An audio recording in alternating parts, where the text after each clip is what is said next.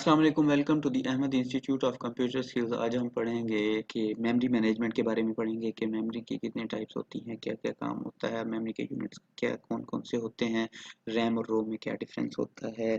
सबसे पहले हम देख लेते हैं कि मेमोरी मैनेजमेंट किस तरह से होती है।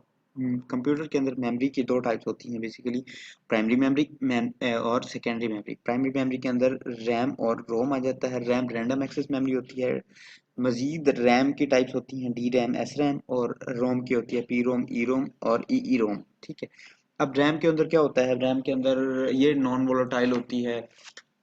लेट्स सपोज जब हम अपने सिस्टम को शट डाउन करते हैं, बंद कर देते हैं, तो ये जो रैम की मेमोरी होती है ये ऑटोमेटिकली डिस्ट्रॉय हो जाती है। जबकि सेकेंडरी मेमोरी जो होती है, तो सेकेंडरी मेमोरी वोलेटाइल मेमोरी भी कहते हैं इसको। सेकेंडरी मेमोरी, अगर हमारा laptop let's suppose shut down भी हो जाए, अगर हमने कोई फाइल सेव की हो तो वो हमेशा सेव ही रहती है, कभी भी वो डिलीट नहीं होती। जबकि रैम के अंदर हमने अगर कोई चीज़, जैसे हमने कोई प्रोग्राम रन किया होता है, अगर मैं लैपटॉप को रीस्टार्ट करूँ तो मेरा वो प्रोग्राम रन जो किया होता है मैं वो क्लोज हो जाता है।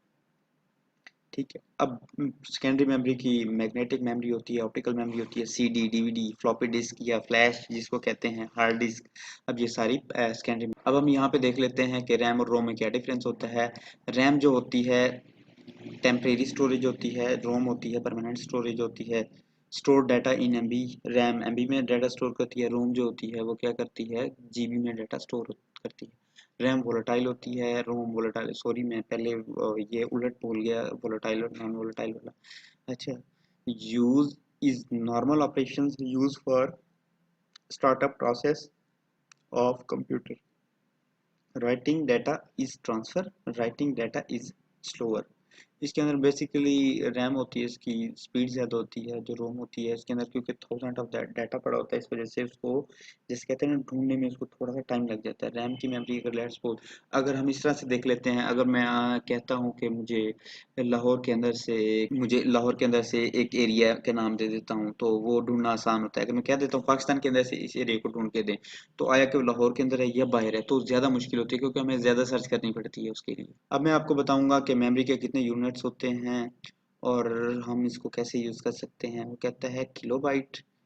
एक 1 KB is equal to 1024 bytes, 1024 byte से मिलके 1 किलोबाइट मिलता है।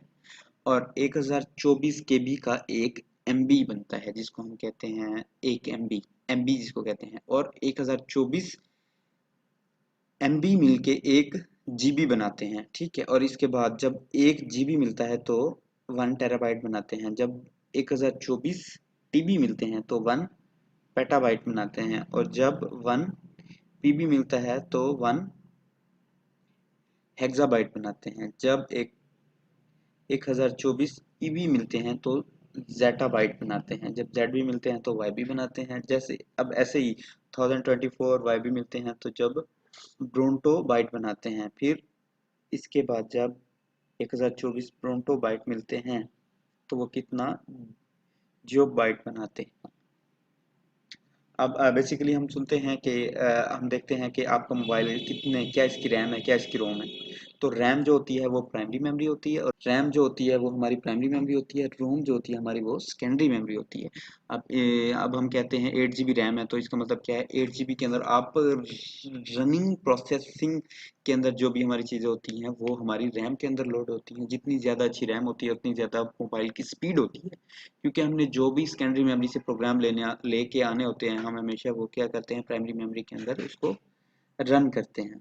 आज के लेक्चर के लिए इतना ही। इंशाल्लाह मिलते हैं अपने अगले लेक्चर में। अगले लेक्चर में मैं आपको बताऊंगा कि हम वेब डेवलपमेंट कैसे स्टार्ट करेंगे, हम मतलब वेब डेवलपमेंट के कितने पोर्शन में डिवाइड करेंगे और उन पोर्शंस को कैसे कैसे हम मैनेज करेंगे। और इसके बारे में इंशाल्लाह मैं अपनी प्लेलिस्ट बनाता जाऊंगा और आपको अपडेट करता जाऊंगा, और डिस्क्रिप्शन बॉक्स में उन प्लेलिस्ट का लिंक देता जाऊंगा ताकि आप, अगर आप सीखना चाहें तो उस प्लेलिस्ट से आप इजीली सीख सके। अपने इस चैनल को लाइक कीजिए, सब्सक्राइब कीजिए और बर वक्त मालूमात के लिए बेल आइकन को प्रेस कीजिए।